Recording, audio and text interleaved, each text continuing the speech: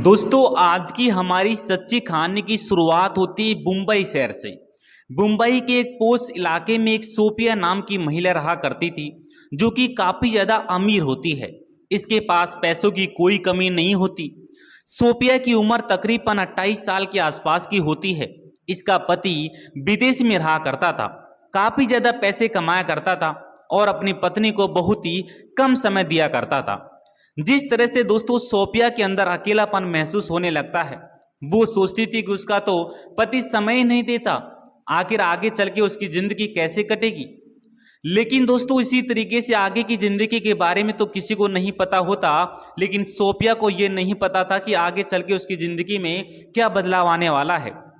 दोस्तों धीरे धीरे सोफिया को अकेलापन महसूस होने लगता है। उसका अकेलापन कटता ही नहीं था, इसलिए उसके अंदर काफी चिड़चिड़ापन आ जाता है और अक्सर वो अपने पति से फोन पर लड़ाई झगड़ा किया करती थी। दोस्तों आज की जो एक सच्ची कहानी है, एक बड़ी रोचक और इंटरेस्टिंग कहानी होने वाली है। इस कहानी से आपको एक बहुत ही बड़ी सीख मिलने वाली है। तो बस आप इस वीडियो को अंत तक बने रहिएगा और हमारे चैनल को सब्सक्राइब करना बिल्कुल भी ना भूलिएगा। तो चलिए दोस्तों बताते हैं कि आखिर पूरी कहानी क्या है। जी हाँ दोस्तों, सोफिया जिस फ्लैट में रहा करती थी, उसी फ्लैट के सामने एक फ्लैट और बना हुआ था। उसमें एक रिटायर्ड फौजी रहा करता था, जो कि हाल ही फिलहाल में रिटायर हुआ था। इसकी उम्र लगभग 45 साल के आसपास की होती है। फौज की नौकरी में अक्सर लोग जल्दी रिटायर हो जाते हैं। दोस्तों इसकी कोई औलाद नहीं होती और ना ही इसकी कोई पत्नी होती, क्योंकि 3 साल पहले एक बीमारी के चलते इसकी पत्नी का देहांत हो चुका था। दोस्तों ये जो रिटायर्ड फौजी होता है, इसका नाम प्रेम कुमार होता है और इसके पास पैसों की कोई कमी नहीं होती। पैसे इसके पास भी भरपूर होता है। फौज की नौकरी में रहकर काफी अच्छा खासा पैसा कमाया था। अब दोस्तों इसका जो खर्चा था ना, कोई औलाद नहीं थी, इसकी पत्नी भी नहीं थी, तो खर्चा इतना ज्यादा होता भी नहीं था। जो कुछ भी उसने कमाया था वह जोड़ के ही रखा हुआ था। दोस्तों जो प्रेम कुमार नाम का आदमी होता है, ये अक्सर अपनी बालकनी में कसरत किया करता था। धीरे धीरे इसके ऊपर सोफिया की नजर पड़ जाती है। वह जब इसको कसरत करते हुए देखती है तो कहीं ना कहीं सोफिया इसे पसंद करने लगती है, इस पर मोहित हो जाती है।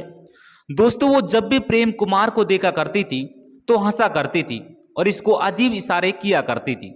दोस्तों एक दिन की बात होती है, प्रेम कुमार पास के एक पार्क में घूमने के लिए चला जाता है और इत्तेफाक से सोफिया भी उसी पार्क में उसी दिन उसी टाइम घूमने के लिए चली जाती है। उस पार्क में दोनों की मुलाकात हो जाती है। दोनों एक दूसरे से बातें करने लग जाते हैं। दोस्तों थोड़ी देर के बाद दोनों एकांत जगह में आ जाते हैं और बैठ जाते हैं और दोनों एक दूसरे से मीठी मीठी बातें करने लगते हैं। दोस्तों ये जो रिटायर फौजी होता है, ये सोफिया के बारे में उसकी पूरी जानकारी ले लेता है और वो क्या करती है, उसका पति क्या करता है, दोस्तों सोफिया पूरी बात बता देती है और कहती है कि उसका पति उसे समय नहीं दे पाता। वह अक्सर विदेश में रहता है और ना ही अच्छे से बात करता। दोस्तों ये जो रिटायर्ड फौजी होता है, ये भी अपनी बात बताता है और कहता है कि मैं अभी बूढ़ा तो नहीं हुआ हूँ, मैं अभी जवान हूँ, क्योंकि फौज की नौकरी में इंसान जल्दी रिटायर्ड हो जाता है। मेरी पत्नी नहीं है, मेरी कोई औलाद भी नहीं है। अब ये दौलत जो है, इस दौलत का अब मैं कहाँ पर लेकर जाऊंगा। दोस्तों सोफिया प्रेम कुमार की बात समझ जाती है और फिर उससे कहती है कि क्या आप अपना कॉन्टैक्ट नंबर मुझे दे सकते हो। अच्छा प्रेम कुमार जो होता है वो अपना कॉन्टैक्ट नंबर सोफिया को दे देता है। फिर दोनों वहां से चले जाते हैं और इसके बाद दोनों की फोन पर बातें होना शुरू हो जाती है। जब भी मन करता था वो पार्क में घूमने के लिए आया करते थे और वहां पर मिलते थे और बैठते थे और एक दूसरे से अच्छी बातें किया करते थे। धीरे धीरे दोनों के बीच नजदीक स्टार्ट हो जाती है। कहीं ना कहीं दोनों एक दूसरे को पसंद भी करते हैं, दोनों एक दूसरे से प्यार करने लगते हैं। लेकिन दोनों एक दूसरे से ये कहने से डरते थे कि उससे प्यार करते हैं, क्योंकि कहीं ना कहीं दोनों को एक दूसरे की बातें बुरी ना लग जाए। दोस्तों जब धीरे धीरे नजदीक बन जाती है तो आप सभी को पता है कि उस वक्त गलत रिश्ते बनने में समय नहीं लगता। एक दिन सोफिया प्रेम कुमार को अपने घर पर बुला लेती है। वह उससे कहते कि छोटी सी पार्टी में मैंने अपने घर पर रखी हुई है और आपको आना पड़ेगा। दोस्तों प्रेम कुमार उसके घर पर चला जाता है तो जो देखता है कि सोफिया के घर में उसके अलावा कोई नहीं था।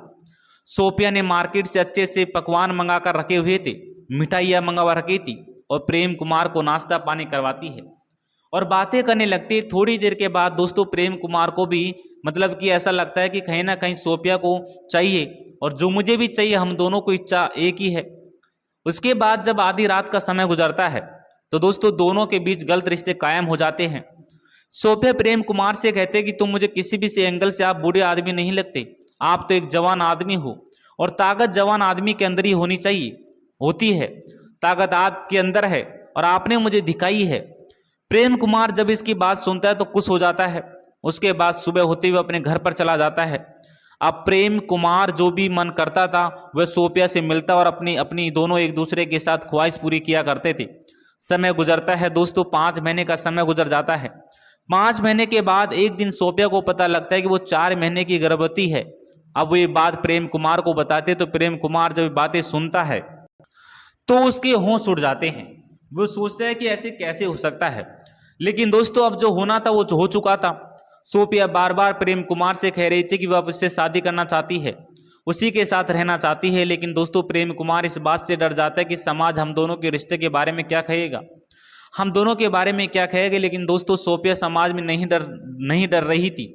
वह कह रही थी कि इंसान के अंदर, वह कह रही थी कि मुझे पैसे की कोई इच्छा नहीं है, पैसा तो मेरे पास भी बहुत है, लेकिन अगर सही समय पर मेरा साथ देने के लिए अगर सही आदमी मिल जाए तो उससे बड़ी खुशी मुझे नहीं मिल सकती।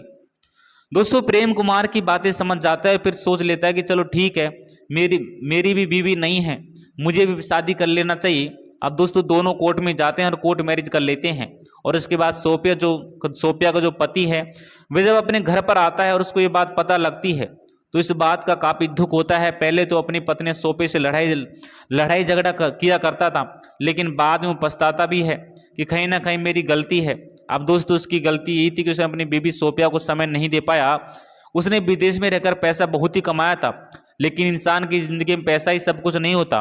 दोस्तों पैसे के साथ इंसान को समय भी देना चाहिए, उसकी जो इच्छाएं होती हैं, वो सपने होते हैं, उन्हें भी पूरा करना चाहिए। अब दोस्तों इस तरीके से उन दोनों की मुलाकातें हुई। उम्मीद करता हूं कि जो भी मैंने बातें आप सभी को बताई हैं, सारी बातें आपकी समझ में आ गई होंगी। देखो इस वीडियो को बनाने का उद्देश्य मेरा किसी की भावनाओं को ठेस पहुंचाना बिल्कुल भी नहीं है, बल्कि आप सभी को जागरूक करना है, बताना कि देखो आज के समय में ऐसा कुछ हो रहा है, रिश्तों की कोई कदर नहीं हो रही है। बाकी दोस्तों आप जो है अपनी राय मुझे कमेंट बॉक्स में ज़रूर बताना कि आखिर इनमें गलती किसकी थी, सोफिया की गलती थी या जो रिटायर्ड फौजी था उसकी गलती थी या सोफिया के पति की। आप लोगों के हाथ में है कमेंट करने में, ठीक है, कमेंट करना, ठीक है। तो बड़े ध्यान से सोच समझ के अगर आपने वीडियो को सुना है, देखा है, तो आप सब कमेंट सही कर पाओगे। बाकी दोस्तों अगर आप सभी को हमारी वीडियो पसंद आती है तो वीडियो को लाइक कर देना, चैनल को भी आप लोग सब्सक्राइब अवश्य कर लेना, क्योंकि दोस्तों आप सभी को हमारे चैनल पर रोजाना कुछ ऐसी घटनाएं मिलती रहेंगी, ठीक है। तो दोस्तों मिलते हैं किसी नेक्स्ट वीडियो में, आज के लिए इतना ही। जय हिंद और वंदे मातरम।